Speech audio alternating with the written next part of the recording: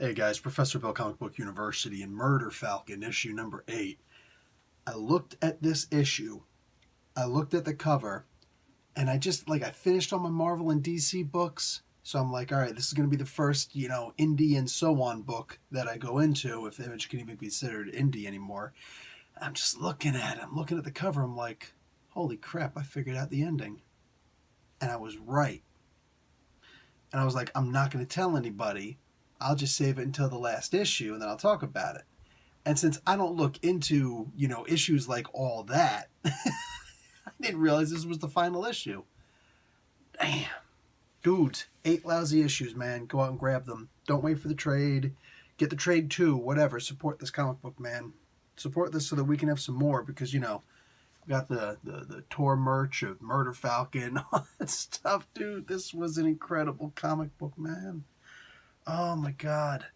Look, there was a moment in the back of this book where I had to fight back tears. Nothing actually came out. I reined them all in. But yeah, I almost started bawling like a little baby, dude. Anyway, let's get talking about this, man. The lineup for this is Daniel Warren Johnson is the creator, the artist, and the writer. Mike Spicer is the colorist. Russ Wooten on letters.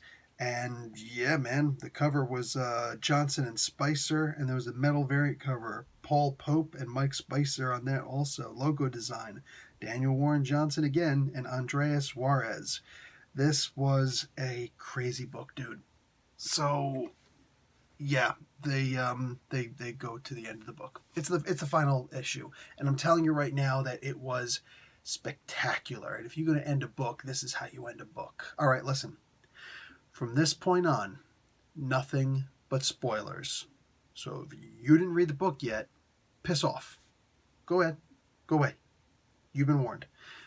Beginning now. So, I love that, like my previous favorite issue was what, like issue 3, issue 5, I think it was issue 4, where they had to go into the Metallica poster and the whole like tribute to Cliff Burton, if you knew what it meant, so they could get that bass guitar.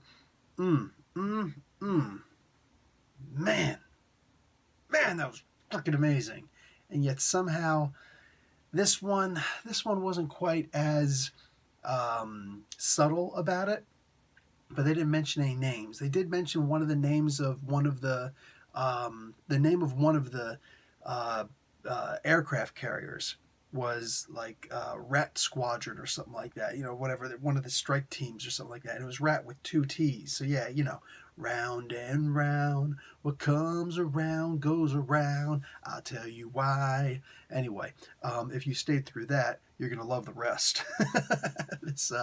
There was you want to talk about a Marshall stack? Now this was a fact stack on the front of this aircraft carrier. A whole bunch of these aircraft carriers with freaking just stacks of any kind of amp you can imagine. They had Marshalls, they had Randalls, so they just boom, just throwing them up there, and like they were stacked up like freaking Maersk shipping containers. You know what I'm saying? Like, people want to live in those. I don't want to live on those. I just want to rock out to them. I want to sit there and just shred. Dude, this was crazy. This was crazy. You got to the point of the end. Everybody knows what that statue was, right? I mean, it was as plain as freaking day. They might as well just set his name on it. That was Lemmy Kilmister from Motorhead. Ace of Spades. The Ace of Spades. Like he's holding up an Ace of Spades. You know what I'm saying? Come on, man. Like that right there. If anybody goes and checks out my Facebook page, you'll see that I've got a Star Wars thing. I got like, what do you call it? Obi-Wan and Yoda in their ghost form, and the ghost form of Lemmy Kilmister, just giving the one finger salute. And like Lemmy was just the freaking man, dude. A poet, a scholar, and a philosopher. And kind of a heavy drinker too. It's all good. It's all good, baby. Whatever gets you through the damn day. Wow. But then at the very end, yeah, I figured out the ending. I figured out what it was. And I'm just not going to tell you this. I'm not going to spoil what the ending actually was, but I will say this. I want comments below. Just put spoiler, make a couple spaces so that it, gives me the read more thing. And you guys tell me, who was that guy at the end? because this was the part where I cried. Okay, I didn't actually cry. But honestly, like if I bawled like a little sissy, I would have been okay with it. Seriously, because like I saw like when I knew somebody was coming out the door, I'm thinking, if you guys don't make it this dude, I will be pissed. I don't care who you're gonna try and make it. You can make it John Bonham, it won't be good enough. You know what I'm saying? So this dude came out, and they didn't say his name, of course. I guess, copyrights and whatever, but especially considering the fact that it was cancer that took him also,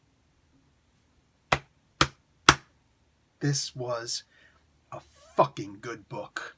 And damn it, this was a good book. This book straight up needs to go into like the Rock and Roll Hall of Fame or something, man. Damn. Because you know what?